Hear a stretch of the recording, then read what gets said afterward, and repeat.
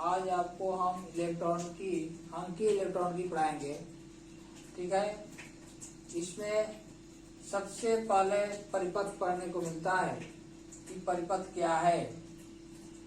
तो परिपथ क्या है, हम इसे आपको बताएंगे कि परिपथ जिसमें धारा का पूर्ण रूप से प्रवाह किया जा सके, जिसमें धारा का प्रवाह पूर्ण रूप से किया जा सके, उन्हें परिपथ कहते हैं। उन्हें क्या कहते हैं? परिपथ कहते हैं। जिसमें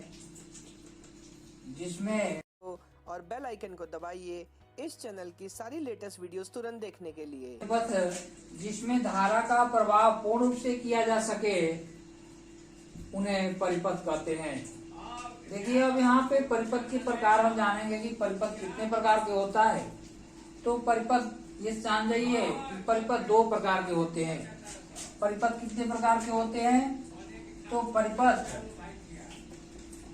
दो प्रकार के होते हैं।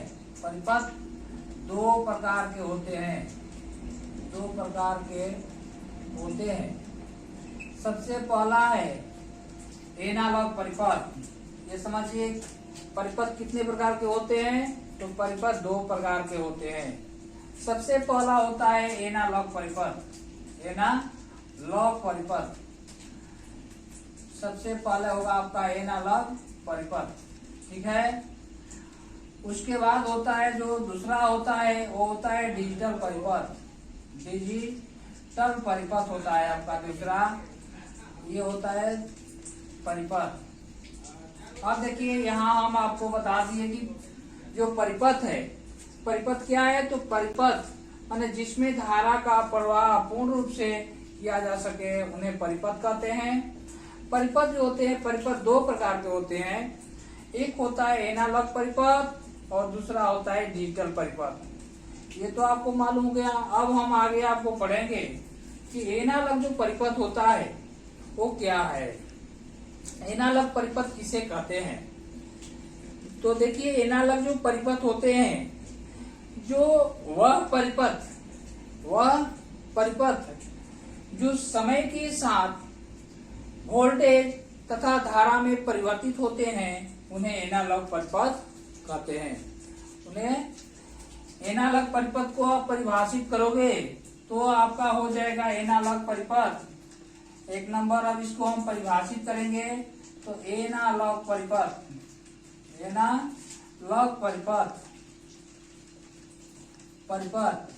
इसको हम परिभाषित करेंगे तो होगा कि वह परिपथ देखिए बाबू, जो एनालॉग परिपथ है वो एनालॉग परिपथ होता है कि वह परिपथ जो समय के साथ वोल्टेज तथा धारा में परिवर्तित होता है, उन्हें एनालॉग परिपथ कहते हैं।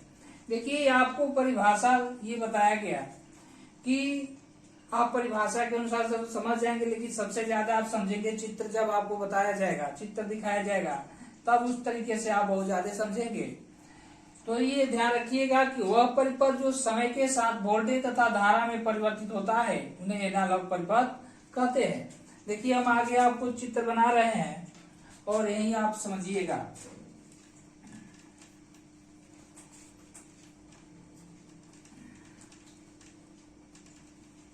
बता रहे थे एनालॉग परिपथ के बारे में। एनालॉग परिपथ, ठीक है। ये देखिए, यहाँ मान लेते हैं कि यहाँ तक t समय है और ये ऊपर नीचे जो गया है, ऊपर और नीचे की तरफ जो गया है, ये अधिकतम और न्यूनतम वोल्टता को प्रदर्शित करता है। ये अधिकतम और न्यूनतम वोल्टता को प्रदर्शित करता है। तो ये मान लेते हैं कि ये कोई 7 वोल्ट है और ये भी आपका 7 वोल्ट है, लेकिन ये आपका माइनस में रहेगा।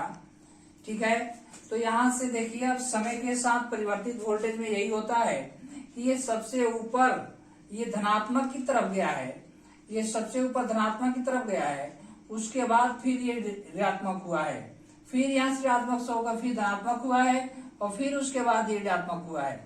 यानी क्या है कि इसमें वोल्टेज में परिवर्तित हो रहा है। एक बार ये धनात्मक हो रहा है तो फिर एक बार ऋणात्मक हो रहा है, फिर धनात्मक हो रहा है तो फिर ऋणात्मक हो रहा है।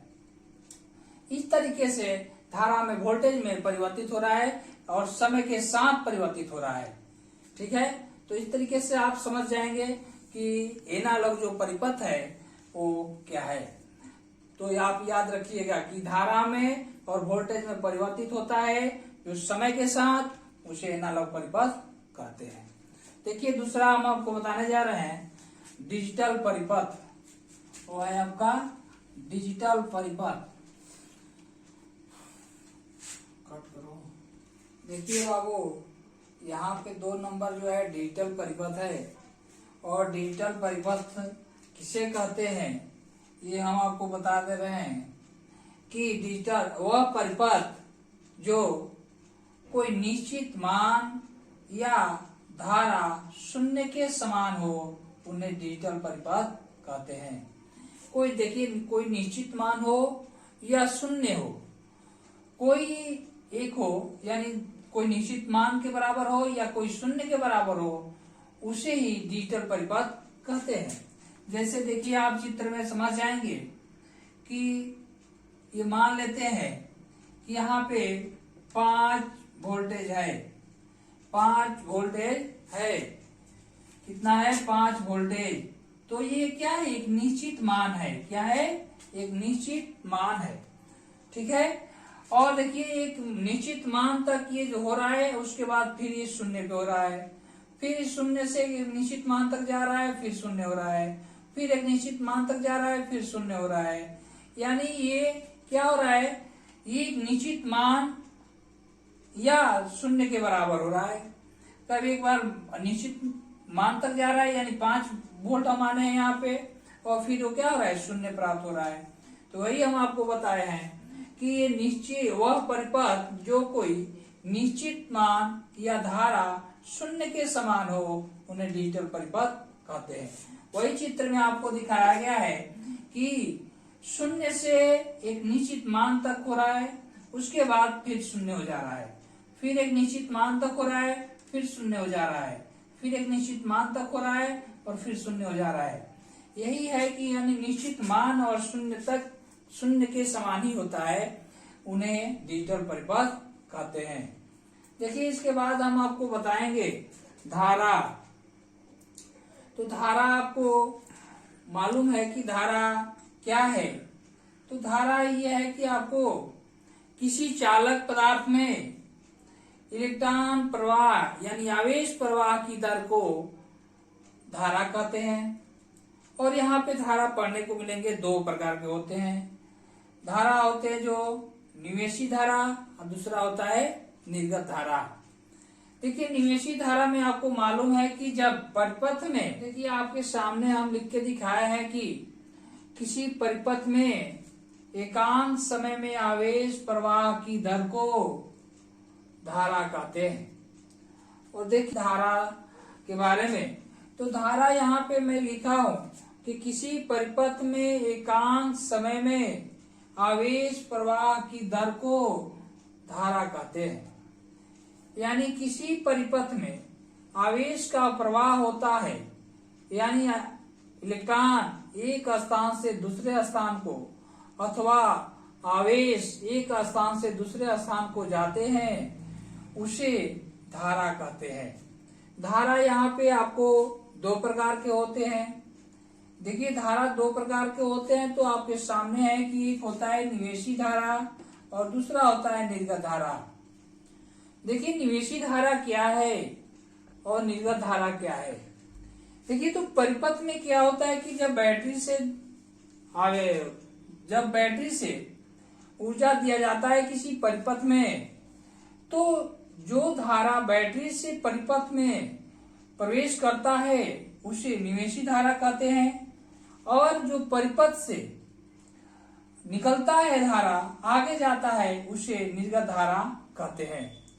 तो जो परिपथ में प्रवेश करता है धारा उसे निवेशी धारा कहते हैं, और जो बाहर निकलता है उसे निर्गत धारा कहते हैं। देखिए आगे हम आपको पढ़ाएंगे आगे गेट, ठीक है, और गेट में आपको मिलेगा कि गेट कितने प्रकार के होते हैं।